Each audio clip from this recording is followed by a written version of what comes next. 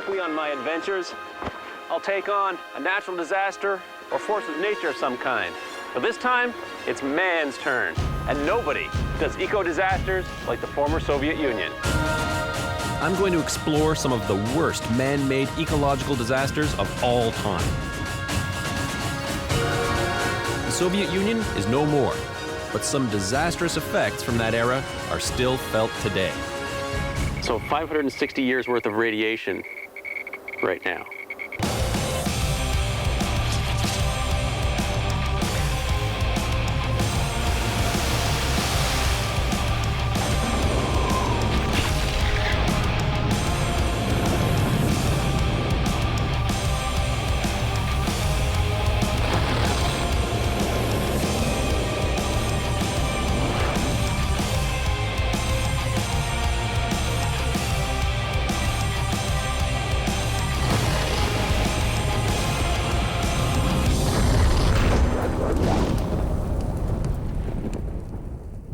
The government of the former Soviet Union was very good at keeping secrets. Information about every aspect of Russian life, from technology to the health and welfare of its citizens, was closely guarded by the state. But there were disastrous events within the USSR so catastrophic that it was impossible to hide them from the rest of the world. Events like the near-complete desiccation of the Aral Sea in Uzbekistan. Once the fourth largest body of fresh water in the world, the Aral Sea was a thriving region, supplying nearly 1/4 of the country's fresh fish. But during the early years of Soviet rule, a scheme was developed to divert the two major rivers that fed the Aral in order to supply massive irrigation to cotton fields upstream. The result has been one of the most striking eco-disasters of all time. And it's right where I'm headed.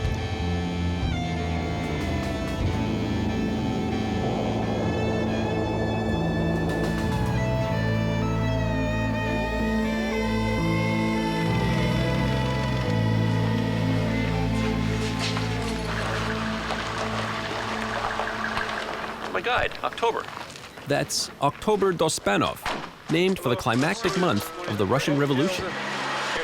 Yeah, today we will drive from Nukus to Moynak. And this is the way we come back. Yeah, come back from Kungra to Nukus.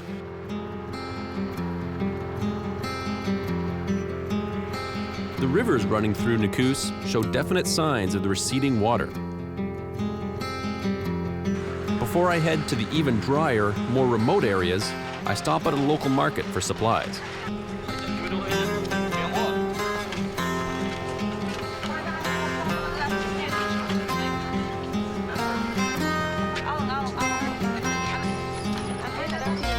The brisk trade and friendly Uzbeks belie the intense hardship that comes when your livelihood literally evaporates.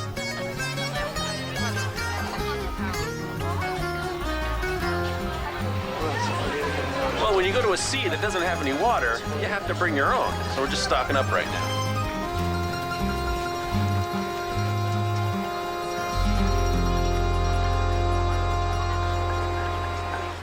All right, time to get out of here and head up towards the Aral Sea.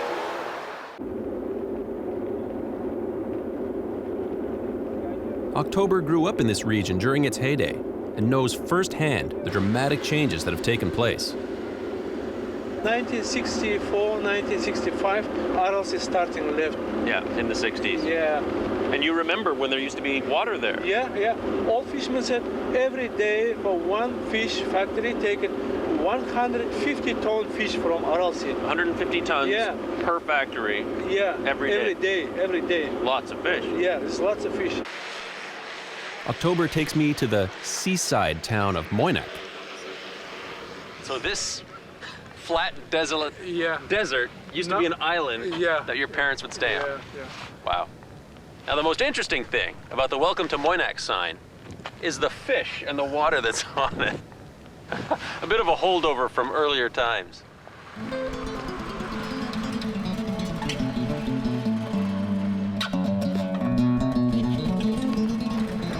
This used to be a very busy and prosperous fish cannery here in Moynick. Built back in the 1930s and ran until the late 1990s. But with no fish, no cannery.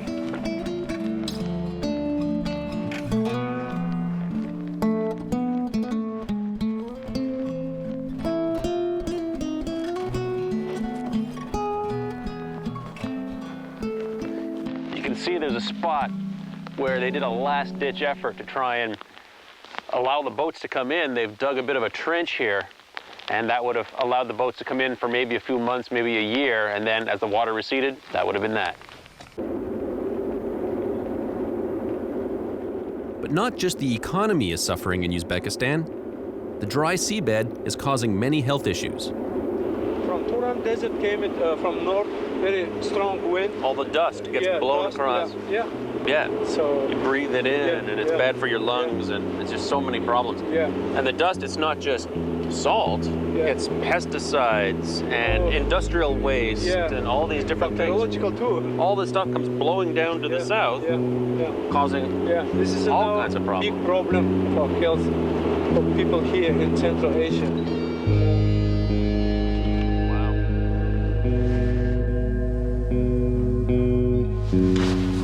During the height of the fishing industry, this airport was used to shuttle in workers all day long, many flights a day. Today, it's just a dilapidated ruin of broken glass. It's not just the fishing that suffered when the Aral Sea dried up. It's all the support industries that went along with it. This used to be a thriving community with 50 or 60,000 people at its peak. Now, it's just a ghost of what it used to be. One of the most depressing places I've ever seen. Today, I'm gonna go down and take a look at the ships of the desert. And I'm not talking about camels.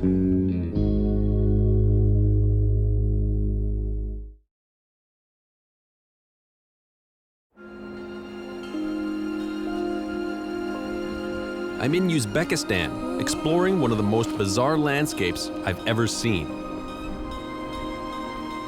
An entire fleet of fishing vessels laying helplessly in the middle of a desert that once was the Aral Sea.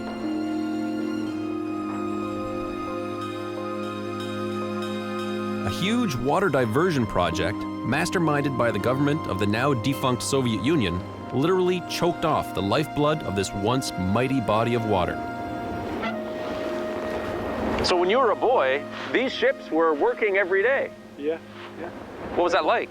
Yeah, and we swimming here because I remember Aral Sea here, this place. Where we're standing right now used to be many meters underwater. Yeah, usually original here 16 meters. 16 meters deep. 16 meters deep. That's a lot of water. Yeah. Now, how close is the water now? 150, 200 kilometers from Really? here. That far? Yeah. And every year it's going a little further? Yeah, every month. Every month? Yeah. That fast? Yeah. Unbelievable. Yeah.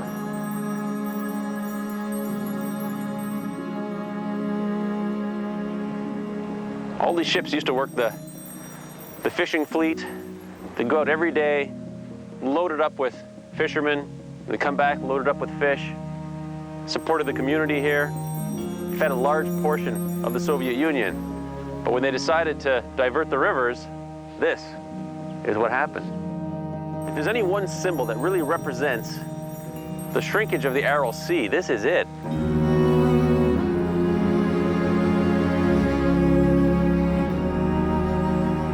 An entire way of life, an entire ecosystem destroyed.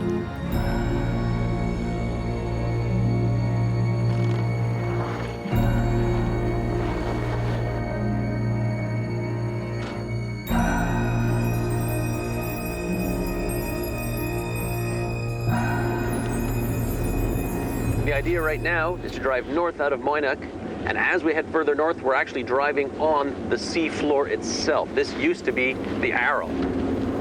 The purpose is to try and get up and actually see where the water is. It's going to take us a while to get there, I think.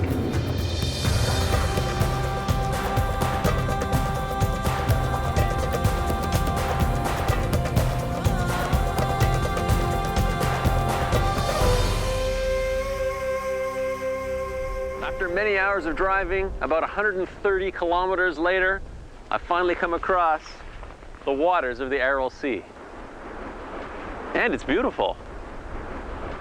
At one point, the water used to be right up here, I would imagine. It's completely receded, and in this particular spot, you can still see where it has eroded away the edges of the shoreline. It's amazing. What a stark landscape here. It's now too late to drive back to Moynick, so we'll camp here tonight, and hopefully not freeze to death.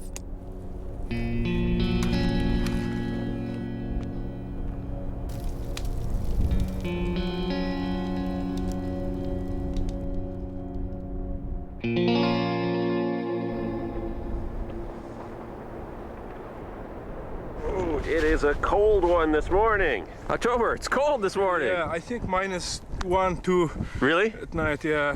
One side effect of the drying of the Aral Sea has been a change in the climate in the local area around the water. Much hotter summers, much colder winters. And the water is still receding. So tell me, 2 months ago, you were here. Yeah. And what was it like 2 months ago? George, 2 months ago, I remember water here, where we stay. So you were swimming here, Yeah. and the water was up to the top of this meadow. Yeah, I think every week went like 1 meter.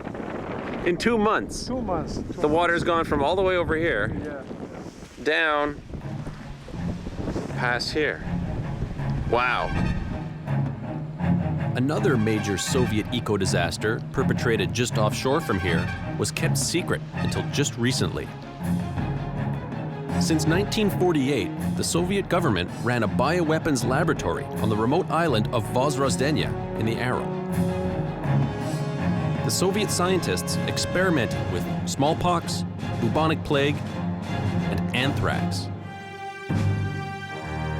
This place was a top secret military installation for many, many years, violating all kinds of international treaties.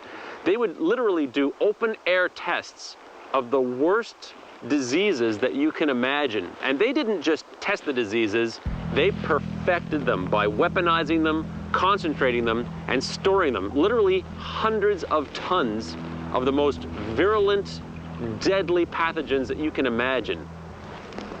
Scary stuff. One big concern is that now, because the island is connected to the mainland, perhaps rodents or insects might bring some of these pathogens across onto the mainland, and who knows what would happen if that were to occur. Some people have called the disaster at the Aral Sea the slow Chernobyl, which is ironically exactly where I'm headed next. And on my way, I'm going to visit another well-kept Soviet military secret.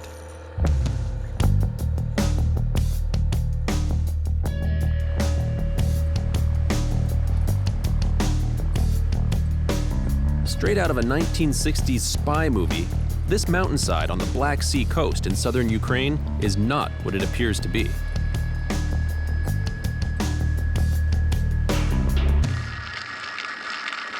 During the 1950s Cold War era, the Soviets were looking for a place to build a nuclear submarine base. They chose Balaclava because it had a good port and they could hollow out this entire mountain to build their secret base.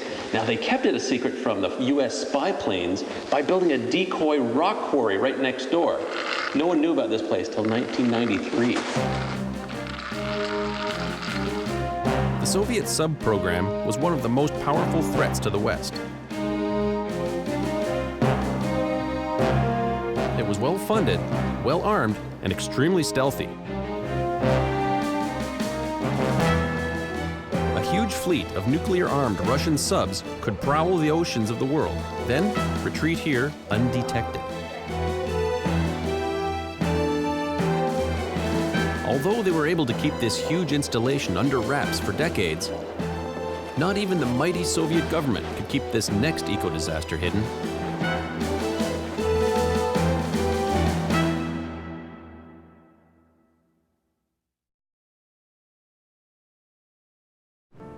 This is the town of Pripyat, Ukraine.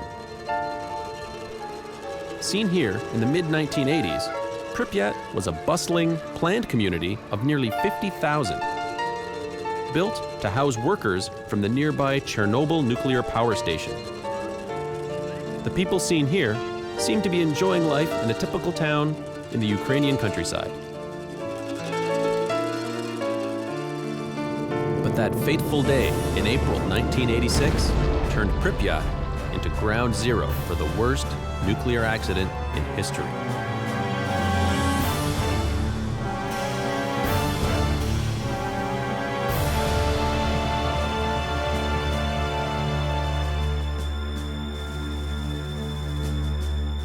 I've traveled to the Ukrainian capital of Kiev, where, with the help of guide Sergei Franchuk and interpreter Anna Varava, I'll get up into the exclusion zone and as close to the ill-fated reactor as Sergei thinks is safe. It takes about 2 hours north of Kiev to get there, and back in 1986, on April the 26th at 1:23 a.m., a series of catastrophic failures all came together to create a nuclear nightmare.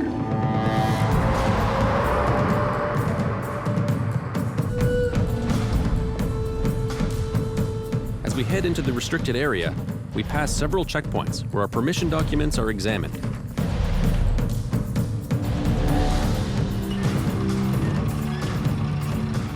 A permanent security force in this region will be a reality for many generations to come.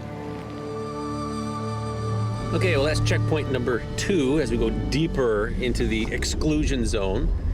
Right now we're headed towards the Sarcophagus, and that's basically the containment chamber that they built around the old reactor number 4. So it's this steel and concrete structure that's holding in, capping, if you will, the radiation that's there. It was designed for about 20 to 30 years worth of use. It's been in place for 22 years. The deserted city of Pripyat is like something out of a post-apocalyptic horror movie. The city of Pripyat was built along with the reactors. Now, unfortunately, this place was downwind after the explosion, and every single person was evacuated, all 47,000 of them.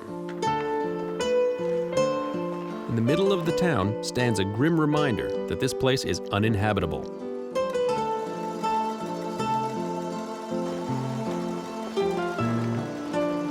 Radioactive dust covers everything here.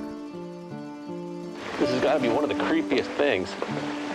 This amusement park was scheduled to open just a few days after the explosion. There were a lot of kids in this town, but they never got the chance to use any of it.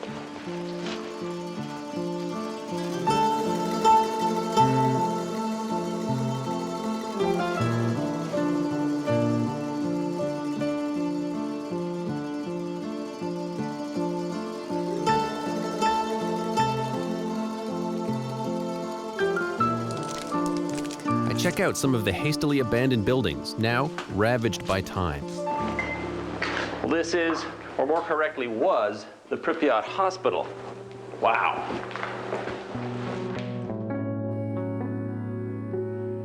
This place totally has me speechless. It's unbelievable.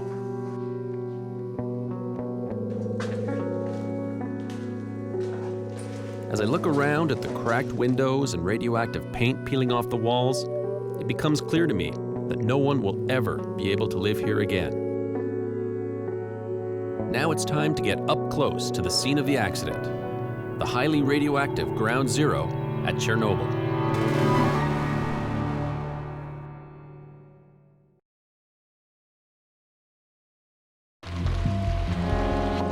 I'm approaching the site of one of the worst eco-disasters in history, the Chernobyl nuclear power station.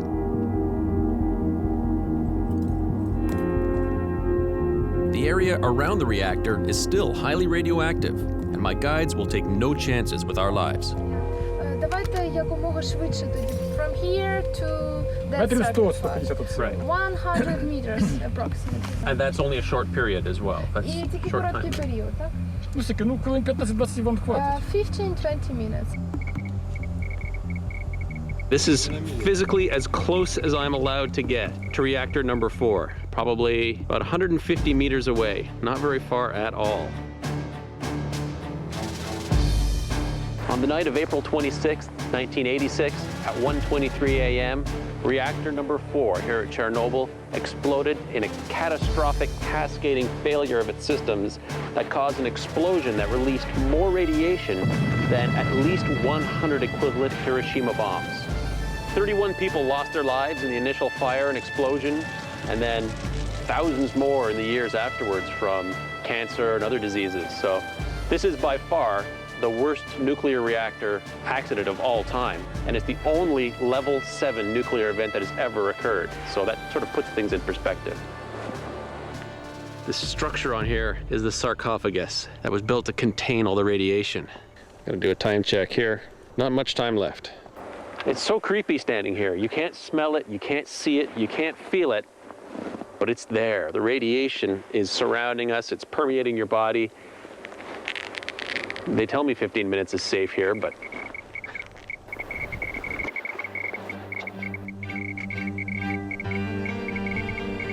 so 560 years worth of radiation right now. Sergey, time check? We're out of time? When the man with the stopwatch says it's time to go, it's time to go.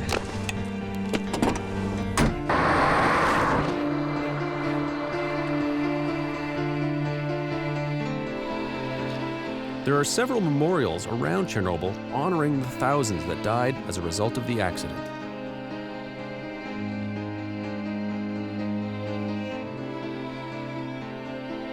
Although the secretive Soviet government was able to hide much of the information about the death toll, the numbers are still staggering. Officially, less than 300,000, and unofficially about 500,000 died after this catastrophe. When Mother Nature puts her hands on the earth, the effects usually heal over time. Storms pass, floodwaters recede, forests regrow.